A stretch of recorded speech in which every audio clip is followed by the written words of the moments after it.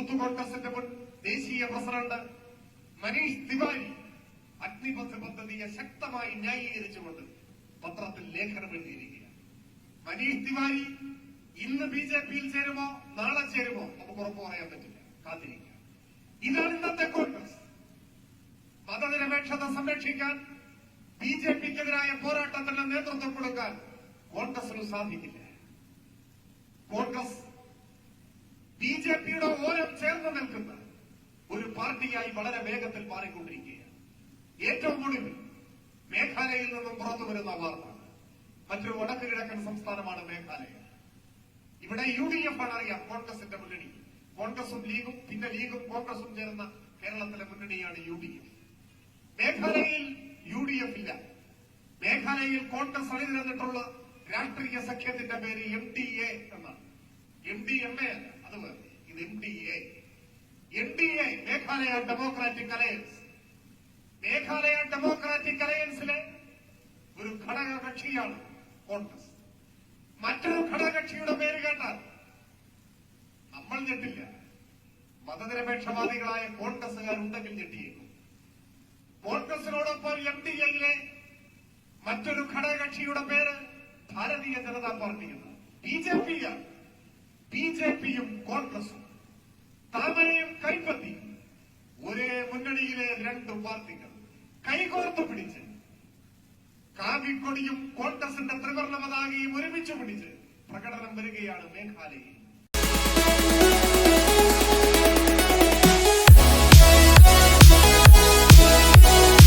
ബേപ്പൂരിൽ കോൺഗ്രസിന്റെയും മുസ്ലിം ലീഗിന്റെയും ബിജെപിയുടെയും സംയുക്ത സ്ഥാനാർത്ഥിയായി മാറി. സംയുക്ത സ്ഥാനാർത്ഥിയായി advocate N Ratnasingh Vadakara parliament മണ്ഡലത്തിലും സംയുക്ത സ്ഥാനാർത്ഥിയായി. ആ അവിശുദ്ധ സഖ്യത്തെ മതനിരപേക്ഷ കേരളം പരാജയപ്പെടുത്തി അറബിക്കടലിന്റെ ആഴങ്ങളിലേക്ക് വലിച്ചെറിഞ്ഞുവെന്നത് മറ്റൊരു വസ്തുത. ഇങ്ങനെ ഒളിഞ്ഞും തെളിഞ്ഞുമുള്ള ബാന്ധവം ശക്തിപ്പെട്ടു വരികയാണ്. അതിനിടയിൽ അടിയന്തരാവസ്ഥാനന്തര തെരഞ്ഞെടുപ്പിനെ ചൂണ്ടിക്കാണിച്ചുകൊണ്ട് ഇപ്പൊ ഇടതുപക്ഷത്തിനെതിരായ വ്യാജ പ്രചാര വേല ശക്തിപ്പെടുത്തിയിട്ടുണ്ട് ചിലർ. ഇന്ന് നവമാധ്യമങ്ങളിൽ VD സതീശനെ രക്ഷിക്കാൻ വേണ്ടി രംഗത്തിറങ്ങിയിട്ടുള്ള ചില അല്പവിഭവന്മാർ പ്രചരിപ്പിക്കാൻ ശ്രമിക്കുന്നത് അതാണ്. അതെന്താണ് വസ്തുത? 1975 ഇന്ത്യയിലെ എല്ലാ ജനാധിപത്യാവകാശങ്ങളും ചെങ്കലക്കിട്ടുകൊണ്ട് അടിയന്തരാവസ്ഥ പ്രഖ്യാപിക്കപ്പെട്ടു. അതിന്റെ പശ്ചാത്തലത്തിലേക്ക് ഞാനിപ്പോ പോകുന്നില്ല. പ്രധാനമന്ത്രി പദം നഷ്ടമാകുമെന്ന ഘട്ടത്തിൽ അധികാരമില്ലാതെ അരനാഴിക നേരം ജീവിക്കാനാവാത്ത ഇന്ത്യ കണ്ട ഏറ്റവും വലിയ അധികാരാസക്ത കൂടിയായിരുന്ന ഇന്ദിരാഗാന്ധി തന്റെ തനിനിറം പുറത്തെടുത്തത് അന്നാണ്. ഈ രാജ്യത്തിന്റെ സ്വാതന്ത്ര്യം റദ്ദ് ചെയ്യപ്പെട്ടു. എല്ലാ ജനാധിപത്യാവകാശങ്ങളും ചെങ്കലക്കിട്ടു. 3 പേരിൽ കൂടുതൽ സംഘം ചേരാൻ പാടില്ല എന്ന തിട്ടൂരമിറങ്ങി. പ്രതിഷേധത്തിന്റെ ശബ്ദമുയർത്തിയവർ ജയിലിൽ അടയ്ക്കപ്പെട്ടു, കൊല ചെയ്യപ്പെട്ടു. കിഷോർ കുമാറിന്റെ പാട്ടുകൾക്ക് വിലക്കേർപ്പെട്ട കാലം, സ്നേഹലതാ റെഡ്ഡിയെ കൊന്നു തള്ളിയ കാലം, ഈ നാട്ടിലെമ്പാടും അരാജകത്വം നടമാടിയ ഒരു കാലഘട്ടം. അന്നാണ് മലയാളികളുടെ പ്രിയപ്പെട്ട കവി സച്ചിദാനന്ദൻ എഴുതി, നാണം മറയ്ക്കാൻ ഒരു കീറിയ ദേശീയ പതാക പോലും ഇല്ലാതെ ചൂളി ഉറഞ്ഞു പോകുന്നു ഞാൻ. അതാണ് അദ്ദേഹം എഴുതിയത്. ഇന്ത്യയെ നിന്റെ വയറ്റിൽ പിറന്നതിനാൽ, ഇന്ത്യയെ നിന്റെ വയറ്റിൽ പിറന്നതിനാൽ നാണം മറയ്ക്കുവാൻ ഒരു കീറിയ ദേശീയ പതാക പോലും ഇല്ലാതെ ചൂളി ഉറഞ്ഞു പോകുന്നു ഞാൻ എന്ന് സച്ചിദാനന്ദൻ എഴുതിയത് ആ കാലത്താണ്. ആ അടിയന്തരാവസ്ഥയിൽ ഇന്ത്യയിലെ ഭിന്നസ്വരമുയർത്തിയ രാഷ്ട്രീയ നേതാക്കളാകെ തുറങ്കിലടയ്ക്കപ്പെട്ട, പലരും കൊല ചെയ്യപ്പെട്ട ആ കാലം. അന്ന് ജനാധിപത്യ പുനഃസ്ഥാപനത്തിന് വേണ്ടി രാജ്യമെമ്പാടും കോൺഗ്രസ് ഒഴികെ എല്ലാവരും യോജിച്ചു. അങ്ങനെയാണ് 1977 തെരഞ്ഞെടുപ്പ് നടക്കുന്നത്. ആ 1977 നിങ്ങൾ ബിജെപിയോടൊപ്പം കൂടിയില്ലേ എന്നാണ് ചില പ്രകോദനന്മാർ ചോദിക്കുന്നത്. അന്ന് ബിജെപി ഇല്ല. അന്ന് ബിജെപി ജനിച്ചിട്ടില്ല. ബിജെപിയുടെ പൂർവ്വരൂപമായിരുന്ന ജനസംഘവും അന്നില്ല. ജനസംഘം പിരിച്ചുവിട്ടു. ജനസംഘം എന്ന പാർട്ടി അന്നില്ല. അന്ന് രൂപീകരിക്കപ്പെട്ട പാർട്ടിയാണ് ജനതാ പാർട്ടി. ആ ജനതാ പാർട്ടിയിൽ ഒരുപാട് പേർ വന്നു ചേർന്നു. ആ ജനതാ പാർട്ടിയുമായാണ് നമ്മൾ സഹകരിച്ചത്. അത് വസ്തുതയാണ്. 1977 തെരഞ്ഞെടുപ്പിൽ ആ ജനതാ പാർട്ടിയുമായി നമ്മൾ സഹകരിച്ചിട്ടുണ്ട് ഇന്ത്യയിലെ ജനാധിപത്യ പുനഃസ്ഥാപനത്തിന് വേണ്ടി. ഈ കെ സുധാകരനെല്ലാം വന്ന് ജനതാ പാർട്ടിയാണ്. അങ്ങനെ പല ആളുകളും വന്ന് ജനതാ പാർട്ടിയിലുണ്ട്. എന്നാൽ ജനതാ പാർട്ടിയിൽ ചേർന്ന ചില RSSകാർ ആ പാർട്ടിക്കകത്ത് പിടിമുറുക്കാൻ ആരംഭിച്ചു. ഏതാനും മാസങ്ങൾ പിന്നിട്ടപ്പോഴേക്ക് 1979 കേരള നിയമസഭയിലേക്ക് ഉപതെരഞ്ഞെടുപ്പ് നടന്നു. കാസർകോട്ടും തലശ്ശേരിയും തിരുവല്ലയും പാറശാലയും, ഈ 4 മണ്ഡലങ്ങൾ. ആ ഉപതെരഞ്ഞെടുപ്പിന്റെ സമയത്താണ് ജനതാ പാർട്ടിയുമായി സഹകരിക്കാമോ എന്ന പ്രശ്നം ഉയർന്നു വന്നു. കാരണം കുറെ RSSകാർ അതിൽ ചേർന്നിരിക്കുന്നു. ആ ഘട്ടത്തിലാണ് അല്പവും ഇടറാതെ പതറാതെ ഈ കേരളം ലോകത്തിനു സംഭാവന നൽകിയ എക്കാലത്തെയും ധീരമായ ശബ്ദം സഖാവ് EMS പറഞ്ഞു, RSSന്റെ വോട്ട് ഞങ്ങൾക്ക് ആവശ്യമില്ല, RSSന്റെ വോട്ട് ഞങ്ങൾക്ക് വേണ്ട. ആ ചരിത്ര പ്രസിദ്ധമായ പ്രഖ്യാപനം വരുന്നത് 1979 ഈ ഉപതെരഞ്ഞെടുപ്പിന്റെ മുൻപിലാണ്. ഇന്നോളം ഒരു വലതുപക്ഷത്തിന്റെ നേതാവും ഇങ്ങനെ പറയാൻ ധൈര്യം കാണിച്ചിട്ടില്ല. തിരഞ്ഞെടുപ്പെടുക്കുന്ന സമയത്ത് രമേശ് ചെന്നിത്തല മുതൽ ഇങ്ങോട്ട് കോൺഗ്രസ് നേതാക്കന്മാരുടെ അടുത്ത് മൈക്കുമായി ചെല്ലും മാധ്യമ പ്രവർത്തകർ ഇന്ന് വരെ പറഞ്ഞിട്ടില്ല RSSന്റെ വോട്ട് വേണ്ട എന്ന്. തെരഞ്ഞെടുപ്പെടുക്കുന്ന സമയത്ത് ആവണക്കണ്ടയിൽ കടമിറങ്ങിയ സംസാരമേ കോൺഗ്രസ് നേതാക്കന്മാർ സംസാരിച്ചിട്ടുള്ളൂ. അഴകുടമ്പൻ വർത്താനേ പറഞ്ഞിട്ടുള്ളൂ. പക്ഷേ അന്നും ഇന്നും CPIM ദൃഢമായ നിലപാട് സ്വീകരിച്ചിട്ടുണ്ട്. ആ വോട്ട് നമുക്ക് വേണ്ട എന്ന നിലപാട്. അതിനുശേഷം 1980 ലോകസഭയിലേക്കും നിയമസഭയിലേക്കും തെരഞ്ഞെടുപ്പ് വരുന്നു. ഈ പറയുന്ന ജനതാ പാർട്ടി, RSS പിടിമുറുക്കിയ ജനതാ പാർട്ടി അന്ന് കോൺഗ്രസ് മുന്നണിയോടൊപ്പമാണ്, കോൺഗ്രസിനോടൊപ്പമാണ്. നമുക്കെതിരായിട്ടാണ് തെരഞ്ഞെടുപ്പിൽ മത്സരിക്കുന്നത്. 1980 ശുദ്ധ RSSകാർ സ്ഥാനാർത്ഥികളായി വന്ന തെരഞ്ഞെടുപ്പിൽ കോൺഗ്രസ് മുന്നണിയുടെ സ്ഥാനാർത്ഥികളായിട്ടാണ് അവർ മത്സരിച്ചത്. കാസർഗോഡ് ലോക്സഭാ മണ്ഡലത്തിൽ കോൺഗ്രസ് മുന്നണിയുടെ സ്ഥാനാർത്ഥിയായി അന്ന് മത്സരിച്ചത് രാജഗോപാലായിരുന്നു. രാജഗോപാൽ ആരെന്ന് ഞാൻ വിശദീകരിക്കേണ്ട കാര്യമില്ല. പെരിങ്ങളം മണ്ഡലത്തിൽ മത്സരിച്ചത് KG മാരാറായിരുന്നു. KG മാരാരെ പരാജയപ്പെടുത്തിയ ഇടതുപക്ഷത്തിന്റെ സ്ഥാനാർത്ഥിയുടെ പേരാണ് AK ശശീന്ദ്രൻ. അദ്ദേഹമാണ് ഇപ്പോഴത്തെയും വനം വകുപ്പ് മന്ത്രി. അന്ന് ഒറ്റപ്പാലത്ത് മത്സരിച്ച PR നമ്പ്യാർ RSSന്റെ അറിയപ്പെടുന്ന നേതാവായി. ചവറയിൽ മത്സരിച്ച C രാജേന്ദ്രൻ RSSന്റെ നേതാവായി. എല്ലാം കോൺഗ്രസിന്റെ മുന്നണി സ്ഥാനാർത്ഥികളാണ്. എല്ലാവരും തോറ്റു കേരളത്തിൽ. അതാണ് കേരളത്തിന്റെ പ്രത്യേകത. ഇങ്ങനെ RSS പ്രകടമായി ജനതാ പാർട്ടിയിൽ ഉയർന്നു വന്ന ഘട്ടത്തിൽ അവരുമായി സഖ്യം ചേർന്ന് രാജഗോപാലിനെ വരെ സ്ഥാനാർത്ഥിയാക്കിയ പ്രസ്ഥാനമാണ് കോൺഗ്രസ്. ആ കോൺഗ്രസ് ഇപ്പോ മഹാത്മാഗാന്ധിയെ കൊന്ന ആ രാഷ്ട്രീയം ഇന്ത്യയെ കൂടുതൽ അപകടത്തിലേക്ക് നയിക്കുന്ന ഈ ഘട്ടത്തിൽ RSSൽ നിന്ന് ഇന്ത്യയെ രക്ഷിക്കാനുള്ള മതനിരപേക്ഷ ചേരിയുടെ സമരത്തിന്റെ പ്രതിരോധത്തിന്റെ നേതൃത്വം കൊടുക്കും എന്ന് നമുക്ക് പ്രതീക്ഷിക്കാനാവൂ? അങ്ങനെ പ്രതീക്ഷിക്കാനാവില്ല. ഈ 2 പാർട്ടികളും തുല്യമെന്ന പോലെ പ്രവർത്തിക്കുന്നു എന്നാണ് ആ പാർട്ടികളിലെ പ്രവർത്തകരുടെ വികാരം. അതുകൊണ്ടാണ് കോൺഗ്രസിൽ നിന്ന് ആളുകൾ BJPയിലേക്ക് ഒഴുകും. പ്രവർത്തകരല്ല, പ്രാദേശിക നേതാക്കന്മാരല്ല, അവർ മാത്രമല്ല, ഏറ്റവും ഉയർന്ന നേതാക്കന്മാർ, മുൻ മുഖ്യമന്ത്രിമാർ, കേന്ദ്രമന്ത്രിമാർ, സംസ്ഥാന മന്ത്രിമാർ, MP മാർ, MLA മാർ, ഇവരൊക്കെ പോകും. ഇന്ന് രാവിലെ കാണുന്നവൻ വൈകുന്നേരം കോൺഗ്രസിലില്ല. ഇന്നലെ എത്ര പേർ കോൺഗ്രസ് വിട്ട് BJPയിൽ ചേർന്നുവന്ന് ഇന്നത്തെ പത്രം നോക്കിയാൽ അറിയാം. ഇന്ന് കോൺഗ്രസ് വിട്ടുപോയവരുടെ കഥ നാളത്തെ പത്രം നോക്കിയാൽ അറിയാം. ഓരോ ദിവസവും വിട്ടുപോകുക. ഇപ്പൊ അരുണാചൽ പ്രദേശ് എന്നൊരു സംസ്ഥാനം ഇന്ത്യയും ചൈനയുമായി അതിർത്തി പങ്കുവയ്ക്കുന്ന നാടാണ്. ആ അരുണാചൽ പ്രദേശിൽ കോൺഗ്രസ് അധികാരത്തിലിരിക്കുന്നു. പേമ ഖണ്ഡു കോൺഗ്രസിന്റെ മുഖ്യമന്ത്രി. ഒരു ദിവസം നോക്കുമ്പോഴുണ്ട് കോൺഗ്രസിന്റെ മുഖ്യമന്ത്രി 43 MLA മാരെയും കൂട്ടി, കോൺഗ്രസ് MLA മാരെയും കൂട്ടി BJPയിൽ ചേർന്നു. ഒരാളല്ല, 43 കോൺഗ്രസ് MLA മാരെയും ഒരുമിച്ച് ചേർത്ത് BJP-യിൽ പോയി ചേർന്നു. 44 MLA-മാരെ കൂട്ടാൻ പറ്റിയില്ല. കാരണം അരുണാചൽ പ്രദേശിൽ കൈപ്പത്തി അടയാളത്തിൽ ജയിച്ച ആകെ MLA-മാർ 43 ഉണ്ടായിരുന്നു. ആ 43 കൂട്ടിപ്പിടിച്ചു. ഒരു നേതാവ് പാർട്ടി മാറുകയല്ല, ഒരു പാർട്ടി മറ്റൊരു പാർട്ടിയായി മാറുക. ഇത് ലോകത്തിൽ അപൂർവമായി മാത്രം സംഭവിക്കുന്ന ഒരു പ്രതിഭാസമാണ്. ചില ആളുകൾ ഗസറ്റിൽ പരസ്യം കൊടുത്ത് പേര് മാറ്റും. നിങ്ങൾക്ക് ഇഷ്ടമുള്ള പേര് സ്വീകരിക്കാനുള്ള അധികാരവും ഗസറ്റിൽ പരസ്യം കൊടുക്കണം. അതുപോലെ അരുണാചൽ പ്രദേശിലെ കോൺഗ്രസ് അവരുടെ പേര് മാറ്റി ഇന്ത്യൻ നാഷണൽ കോൺഗ്രസ് എന്ന പേര് മാറ്റി ഭാരതീയ ജനതാ പാർട്ടി എന്ന് സ്വീകരിച്ചു. അവിടെ ഇപ്പൊ കോൺഗ്രസ് ഇല്ല. ഇപ്പോഴും അവിടുത്തെ മുഖ്യമന്ത്രിയുടെ പേര് പേമ ഖണ്ഡു എന്നാണ്. പക്ഷെ BJP ആണ് പാർട്ടി. ഇന്ന് വന്ന വാർത്ത ഗോവയിൽ 9 കോൺഗ്രസ് MLA-മാരും പോയി. പക്ഷെ പുരോഗതിയുണ്ട്. 2 പേർ ബാക്കിയുണ്ടെന്നാണ് കേൾക്കുന്നത്. ആകെ 11, 9 പോയി. പ്രതിപക്ഷ നേതാവൊക്കെ പോയി. പ്രതിപക്ഷ നേതാവ് പോയി എന്ന വാർത്ത കേട്ടപ്പോ ചിലർ അയ്യോ, KPCC പ്രസിഡന്റ് പോകുന്നതിന് മുമ്പ് പ്രതിപക്ഷ നേതാവ് പോയോ? കേരളത്തിലല്ല, ഗോവയിലാണ്. കേരളത്തിലേത് വരാൻ പോകുന്നതേയുള്ളൂ. ഇവിടെ അടുത്തു വന്നുകൊണ്ടിരിക്കുന്നതേയുള്ളൂ.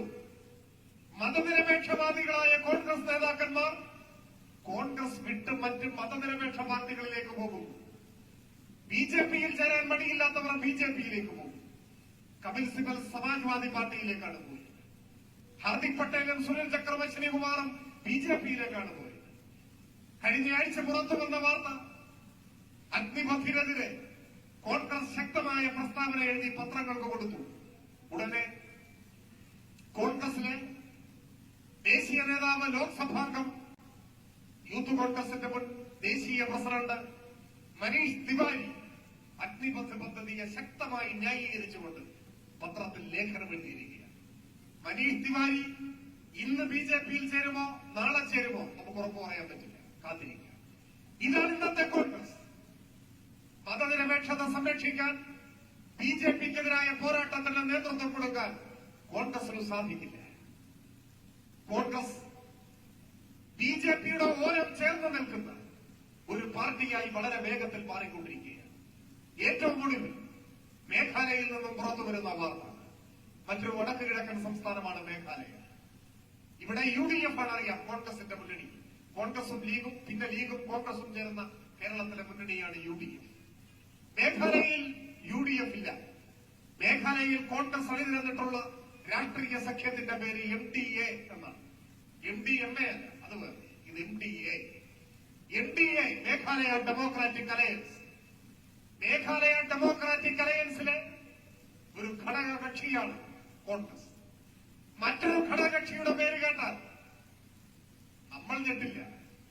മതനിരപേക്ഷവാദികളായ കോൺഗ്രസുകാരുണ്ടെങ്കിൽ ഞെട്ടിയേക്കും. കോൺഗ്രസിനോടൊപ്പം MDA-യിലെ മറ്റൊരു ഘടകകക്ഷിയുടെ പേര് ഭാരതീയ ജനതാ പാർട്ടി എന്നാണ്. BJP-യാണ്. BJP-യും കോൺഗ്രസും താമരയും കൈപ്പത്തിയും ഒരേ മുന്നണിയിലെ 2 പാർട്ടികൾ കൈകോർത്തു പിടിച്ച് കാവിക്കൊടിയും കോൺഗ്രസിന്റെ ത്രിവർണ്ണ പതാകയും ഒരുമിച്ച് പിടിച്ച് പ്രകടനം വരികയാണ് മേഘാലയയിൽ. നാളെ എന്ന് പറഞ്ഞാൽ അക്ഷരാർത്ഥത്തിൽ നാളെ ഇന്ത്യൻ പാർലമെന്റിൽ നരേന്ദ്രമോദിയുടെ ഗവൺമെന്റിൽ ഒരു സഹമന്ത്രിയായോ മറ്റോ രാഹുൽ ഗാന്ധി വന്നാലും അത്ഭുതപ്പെടാനില്ല. മേഘാലയയിൽ നിന്ന് ആരംഭിച്ചിരിക്കുന്നു. അതിന്റെ അനുരണനങ്ങളാണ് ഈ കേരളത്തിലും നാം കാണുന്നത്. കേരളത്തിൽ സമീപകാലത്ത് RSS-നെതിരെ ഒരു ചെറിയ വാക്കുകൊണ്ടെങ്കിലും ഏതെങ്കിലും ഒരു കോൺഗ്രസിന്റെ നേതാവ് പ്രതിരോധം തീർത്തിട്ടുണ്ടോ? കോൺഗ്രസിന്റെ ഹീനമായ ഏതെങ്കിലും നടപടിക്കെതിരെ ഒരു ലളിതമായ വാക്കെങ്കിലും ഏതെങ്കിലും ഒരു RSS-കാരൻ പറഞ്ഞിട്ടുണ്ടോ? ഒന്നും പറഞ്ഞിട്ടില്ല. ഇപ്പൊ തന്നെ ചെറിയൊരു തർക്കമുണ്ടായതെന്താണ്? ഞങ്ങൾ രണ്ടും ഒന്നാണ് എന്ന് പറഞ്ഞുകൊണ്ടാണ് RSS ഇപ്പൊ പറഞ്ഞിട്ടുള്ളത്. അതിന്റെ തെളിവാണ് ഇപ്പൊ പുറത്തു വന്നിട്ടുള്ളത്. ഞാൻ സൂചിപ്പിക്കുന്നത്, നാടിന്റെ സമാധാനം സംരക്ഷിക്കാനും രാഷ്ട്രപിതാവിന്റെ ഘാതകരെ തുറന്നു കാണിക്കാനും ഈ നാട്ടിൽ കോൺഗ്രസ് ഉണ്ടാവും എന്നാലും ചിന്തിക്കണം. RSS-ന്റെ പാതയിൽ RSS-നോടൊപ്പമാണ് മഹാഭൂരിപക്ഷം വരുന്ന കോൺഗ്രസിന്റെ പ്രവർത്തകരും നേതാക്കന്മാരും ഇപ്പോൾ അണിനിരന്നിട്ടുള്ളത്. അവരൊരു മനസ്സാണ്.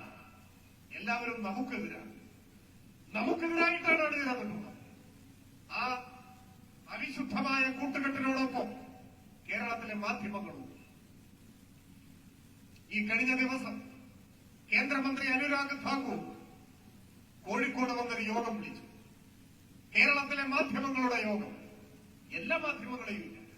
പിന്നെയോ ബിജെപിയുടെ മുഖപത്രമായ ദിനപത്രവും ടെലിവിഷൻ ചാനലും. പിന്നെയോ RSSനെ എതിർക്കാത്ത, RSSനെ വിമർശിക്കാത്ത മാധ്യമങ്ങൾ. മനോരമ, മാതൃഭൂമി, ഏഷ്യാനെറ്റ് തുടങ്ങിയിട്ടുള്ള ആളുകൾ. അവരെയെല്ലാം വിളിച്ചുകൂട്ടി. RSSന്റെ അജണ്ട നടപ്പാക്കാൻ അനുരാഗ് ഠാക്കൂർ വന്ന് വിളിച്ചുകൂട്ടിയ ആ യോഗത്തിൽ മന്ത്രി പ്രസംഗിച്ചു മാത്രമേ വൻമരം വീഴുന്നത് പോലെ കേരളത്തിലെ ഗവൺമെന്റിനെ വീഴ്ത്തണം. അതിന് നമ്മളെല്ലാം ഒരുമിച്ച് നിൽക്കണം. ആരാണ് ഈ നമ്മൾ? RSSും മനോരമയും മാതൃഭൂമിയും ശ്രീകണ്ഠൻ നായരുടെ ചാനലും ഏഷ്യാനെറ്റും എല്ലാം നമ്മൾ ഒരുമിച്ച് നിൽക്കണം എന്നാണ്. ആ നിൽപ്പാണ് ഇപ്പൊ നമ്മൾ കാണുന്നത്. സഖാവ് സജി ചെറിയാൻ രാജിവെച്ചു. ആ വിഷയത്തെ സംബന്ധിച്ച് സജി ചെറിയാൻ തന്നെ വിശദീകരിച്ചിട്ടുണ്ട്. അതുകൊണ്ട് ഞാനതിലേക്ക് കടക്കുന്നില്ല. പിറ്റേ ദിവസം മാതൃഭൂമിയുടെ ആദ്യ പേജ് ഒരു കാർട്ടൂൺ എന്ന് പറയാൻ പറ്റില്ല. മഹാനായ ശങ്കർ മുതൽ OV വിജയൻ വരെ മനുഷ്യനെ ചിന്തിപ്പിക്കുന്ന പ്രതിഭാധനന്മാരുടെ വരകൾ കണ്ടു വളർന്നവരാണ് നമ്മൾ, നമ്മുടെ പോയ തലമുറ. എന്നാൽ ഇപ്പോഴോ മനസ്സിൽ വിഷമുണ്ടെങ്കിൽ അത് വാക്കിലൂടെ മാത്രമല്ല വരയിലൂടെയും പുറത്തു വരും എന്ന് മാതൃഭൂമി തെളിയിക്കുകയാണ്. സജി ചെറിയാന്റെ ചിത്രം ഏറെ വികൃതമാക്കി വരച്ചിരിക്കുന്നു. എന്നിട്ട് നെഞ്ചിലൂടെ ഒരു കുന്തം കുത്തി ഇറക്കിയിരിക്കുകയാണ്. ചോര വാർന്നൊലിക്കുന്ന ഒരു ചിത്രീകരണം. എത്ര മന്ത്രിമാർ കേരളത്തിൽ രാജിവെച്ചിട്ടുണ്ട്? ഏതൊക്കെ കേസ്? സജി ചെറിയാനും തലകുനിക്കേണ്ടതില്ല. നാടിന്റെ സ്വത്ത് കണ്ടതിനല്ല രാജിവെച്ചത്. ഒരു പ്രസംഗത്തിൽ ഭരണഘടനാ സംബന്ധിയായ ഒരു പരാമർശം നടത്തിയതിന്റെ പേരിലാണ്. അതിന്റെ ന്യായാന്യായങ്ങൾ അവിടെ നിൽക്കട്ടെ. പക്ഷേ UDFന്റെ കാലത്ത് മന്ത്രിമാർ രാജിവെച്ചത് എങ്ങനെ? കട്ടതിന്, സ്ത്രീ പീഡനത്തിന്, അഴിമതി ആരോപണങ്ങളെ തുടർന്ന്, സ്ത്രീ പീഡന ആരോപണങ്ങളെ തുടർന്ന് അന്നൊന്നും മാതൃഭൂമി നെഞ്ചിലൂടെ കുന്തം കുത്തിയിറക്കിയിട്ടില്ല. എവിടെ പോയി എന്ന മാതൃഭൂമിയുടെ കുന്തം? വിശ്രമത്തിലായി. ഇപ്പൊ രാജിവിലേക്ക് എടുക്കുകയാണ്. ഒന്നാം പേജിൽ നെഞ്ചിലൂടെ കുന്തം കുത്തിയിറക്കി. എന്നിട്ട് അനിശം തീർന്നില്ല, ഉൾപേജിൽ കെട്ടിത്തൂക്കി മന്ത്രി. എന്തൊരു പകയാണ് ഈ പക! മോഹൻ ഭാഗവതനെ കൊണ്ട് ഗാന്ധി അനുസ്മരണം നടത്തുന്ന, RSSന്റെ മുൻപിൽ മുട്ടുകാലിലിടയുന്ന ആ ജീർണ രാഷ്ട്രീയത്തിന്റെ പകയാണ് എന്ന് നമ്മൾ കണ്ടു. അനുരാഗ് ഠാക്കൂറിന്റെ കുന്തപ്പടയാണിത്. അനുരാഗ് ഠാക്കൂറിന്റെ കുന്തപ്പട. അത് മനോരമയും മാതൃഭൂമിയും ഏഷ്യാനെറ്റുമെല്ലാമായി ഇനിയുള്ള നാടുകളിൽ ഉറഞ്ഞുകൊള്ളൂ. ഒരു ലോകൈക തട്ടിപ്പുകാരിയുടെ വാക്കുകൾ തലയിലേറ്റി ഈ ജനകീയ സർക്കാരിനെ അട്ടിമറിക്കാൻ വന്നില്ലേ? ഇപ്പൊ ആകെ നാണം കെട്ട് തൽക്കാലം ഉണ്ടാതിരിക്കുകയാണ്. നിങ്ങൾ ആലോചിച്ചു നോക്കൂ. എത്രയൊക്കെ മഹതികളായ സ്ത്രീരത്നങ്ങൾ അവർക്ക് ജന്മം കൊടുത്ത നാടാണ് നമ്മുടെ നാട്. എത്രയെത്ര ആളുകൾ സ്വാതന്ത്ര്യ സമര ചരിത്രമെടുത്താൽ ബ്രിട്ടനോട് അംഗം വെട്ടിയ ഒരു റാണി ലക്ഷ്മിഭായി മാത്രമല്ല, കിത്തൂർ ചെന്നമ്മ നിങ്ങൾ കേട്ടിട്ടുണ്ട്. നമ്മുടെ മൈസൂരെടുത്ത് ഒരു രാജ്ഞിയായി ബ്രിട്ടനോട് ഏറ്റുമുട്ടി രക്തസാക്ഷിത്വം വരിച്ചയാണ്. അങ്ങനെ എത്ര പേർ. ഇപ്പോ 21 തവണ സ്വർണം കള്ളക്കടത്ത് നടത്തിയതിന് ഒടുവിൽ പിടിക്കപ്പെട്ട് ജയിലിലടയ്ക്കപ്പെട്ട ഒരു ലോകൈക തട്ടിപ്പുകാരി. ഒരൊറ്റ മിനിറ്റ് 60 സെക്കൻഡ് ആ വായിൽ നിന്ന് വരുന്ന മൊഴിമുത്തുകൾ കേട്ടാൽ അറിയാം. ഒന്നുകിൽ ഊളംപാറ, അല്ലെങ്കിൽ കുതിരവട്ടം, അല്ലെങ്കിൽ അതിനേക്കാൾ വലിയ ഏതെങ്കിലും ഒരു സ്ഥലത്ത് അടിയന്തരമായി ചികിത്സിക്കേണ്ട ഇനമാണിത് എന്നറിയാം. സ്ഥിരബുദ്ധിയില്ല എന്ന കാര്യത്തിൽ ഉറപ്പാണ്. പക്ഷേ അത് അമൃതുപോലെ ഭക്ഷിക്കുകയാണ്. കേരളത്തിലെ ഒരുപിടി മാധ്യമങ്ങൾ ഒരു ചോദ്യവും ചോദിക്കില്ല, അനവസരം കൊടുത്തില്ല. നിങ്ങൾ എന്തെങ്കിലും പറഞ്ഞാൽ മതി. CPM-നെതിരാണ്, മുഖ്യമന്ത്രിക്കെതിരാണ്, അത് മാത്രം മതി. ജയിലിൽ നിന്നിറങ്ങിയ പ്രതിയെ 40,000 രൂപ മാസവാടക നിശ്ചയിച്ച് വിലക്കെടുത്തു RSS. എന്നിട്ട് തിരക്കഥ എഴുതി കയ്യിൽ കൊടുത്ത് വായിപ്പിക്കുക. സാധാരണഗതിയിൽ തട്ടിപ്പ് കേസിൽ പ്രതിയായ ഒരാൾക്ക് നാട്ടിലെവിടെയെങ്കിലും ജോലി കിട്ടും? ആരെങ്കിലും അന്തസ്സുള്ള സ്ഥാപനം കൊടുക്കും. ഒരു കേസിലും പ്രതിയാകാത്ത ഒരു നാട്ടിൽ ജോലി കിട്ടുന്നില്ല. എന്നിട്ടാണ് തട്ടിപ്പ് കേസിൽ പ്രതിയായി ജയിലിൽ കിടന്ന് ഇപ്പോഴും കേസ് നടക്കുന്ന പ്രതിക്ക് 40,000 രൂപ മാസശമ്പളം കൊടുത്ത് വിലക്കെടുത്ത് എന്തിനാ ഈ ഗവൺമെന്റിനെതിരായ അട്ടിമറി നീക്കത്തിന്റെ നേതൃത്വം കൊടുക്കാൻ. അത് തലയിലേറ്റി വെച്ച് നടക്കുകയാണ്. അപ്പൊ ചില മാന്യന്മാർ ചോദിക്കുന്നുണ്ട്, ഓ ഇതിലെന്താണ് ഇപ്പോ ഇത്ര? അത് ചോദിക്കുന്നത് മാധ്യമ പുങ്കവന്മാരാണ്. മറ്റ് സോളാർ തട്ടിപ്പ് കേസിൽ നിങ്ങളും ഇങ്ങനെ ആയിരുന്നില്ലേ? അല്ല, ഒരു കേസിലും ഞങ്ങൾ അങ്ങനെ ആയിരുന്നില്ല. സോളാർ തട്ടിപ്പ് കേസിൽ എങ്ങനെയാണ്? സോളാർ തട്ടിപ്പ് കേസിലും പ്രതി തട്ടിപ്പുകാരി ഒരു സ്ത്രീയായിരുന്നു. അവരുടെ വെളിപ്പെടുത്തലോ വാക്കോ കേട്ട് ആരെങ്കിലും ഒരാൾ തെരുവിലിറങ്ങിയിട്ടുണ്ടോ? 5-6 കൊല്ലം മുമ്പ് നടന്ന 6-7 കൊല്ലം മുൻപ് നടന്ന കാര്യമായതുകൊണ്ട് എല്ലാവരും മറന്നിട്ടുണ്ടാവുമെന്നാണ് കരുതുന്നത്. അന്നെന്തായിരുന്നു സംഭവം? സോളാർ തട്ടിപ്പുമായി ഇറങ്ങി പുറപ്പെട്ടിരിക്കുന്ന ഒരാൾ അവര് ജയിലിലായി. കേസന്വേഷണം മുന്നോട്ട് പോയപ്പോൾ അവരുടെ ടെലിഫോൺ രേഖകൾ പുറത്തു വന്നു. നോക്കുമ്പോഴുണ്ട് കേരളത്തിന്റെ ആദരണീയനായ മുഖ്യമന്ത്രി മഹാനായ ഉമ്മൻചാണ്ടി 1500 വട്ടം ഈ പ്രതിയുമായിട്ട് ഫോണിൽ സംസാരിച്ചിരിക്കുന്നു. തട്ടിപ്പുകാരിയും മുഖ്യമന്ത്രിയും തമ്മിൽ എന്തിടപാട്? ന്യായമായ സംശയം നാട്ടുകാർ ചോദിക്കില്ലേ? എന്താ ഇപ്പോഴത്തെ പ്രതിയുടെ ഫോൺ രേഖയൊന്നും വരാത്തത്? മലയാള മനോരമയുടെ മൈക്രോസ്കോപ്പ് വെച്ച് നോക്കിയാലും ഉപകാരപ്പെടുന്ന ഒന്നുമില്ലാതിൽ. അതാണ് തൊട്ടടുത്ത ദിവസം വാർത്ത പുറത്തു വരുന്നു. മുഖ്യമന്ത്രി മാത്രമല്ല, ഓരോ മന്ത്രിമാർ, ഭരണകക്ഷി MLA-മാർ, MP-മാർ ഈ പ്രതിയുമായി 2000 തവണ 900 തവണ 800 700 600 വിളിച്ചിരിക്കുകയാണ് ഫോണിൽ. എന്താണ് ഇടപാട്? ന്യായമായും ഈ സംശയം ഉയർന്നു വന്നു. അവിടെയും നിന്നില്ല.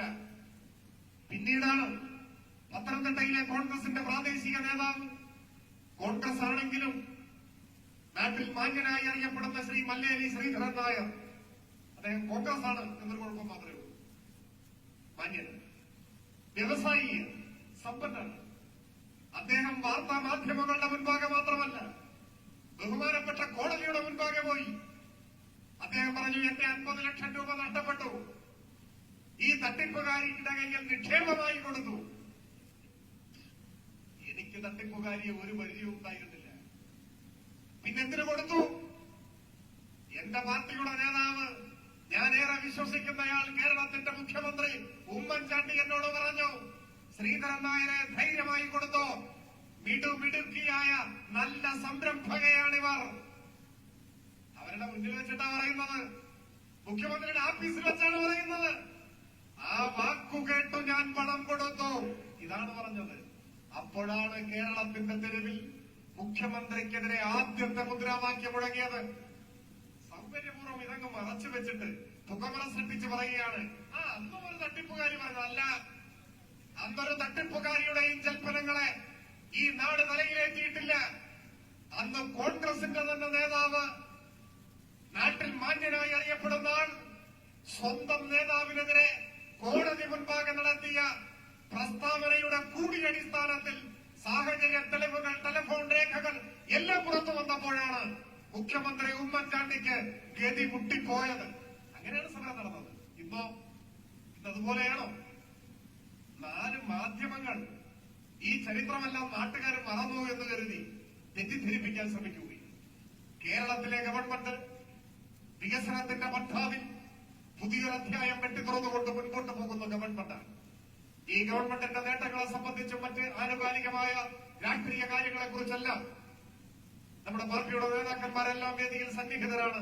അവരെല്ലാം തുടർന്ന് സംസാരിക്കും. ഞാൻ കൂടുതൽ ദീർഘിപ്പിക്കുന്നില്ല.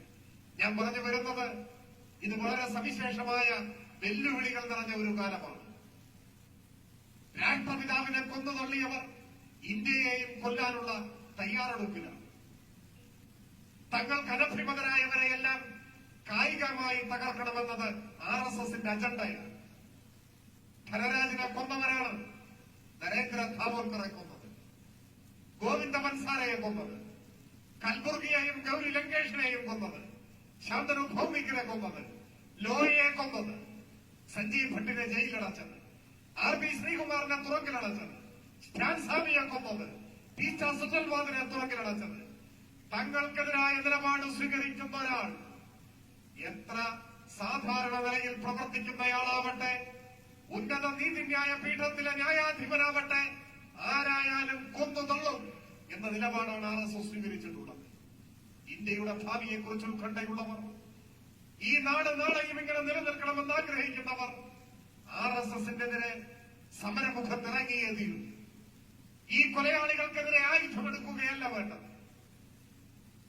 എണ്ണിയാലൊടുങ്ങാത്ത പ്രിയപ്പെട്ട സഖാക്കളെ നഷ്ടപ്പെട്ടപ്പോൾ രക്തസാക്ഷിത്വങ്ങളുടെ 1000 അനുഭവം ഈ കേരളത്തിൽ CPIM-നുള്ളപ്പോൾ ഈ നെറികെട്ട മാധ്യമ ലോകം വലതുപക്ഷത്തിന്റെ കുഴലൂത്തുകാരായി നമ്മളെ അക്രമികളായിട്ടാണ് ചിത്രീകരിച്ചിരുന്നത്.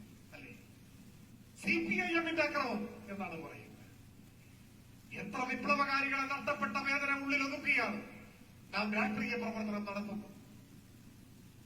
എത്രയെത്ര ധീരന്മാരായ വിപ്ലവകാരി ഈ കേരളത്തിലെ ഓരോ ഗ്രാമത്തിലും കൊല ചെയ്യപ്പെട്ടൊരു വിപ്ലവകാരിയുടെ അനുഭവം പറയാനുണ്ട്.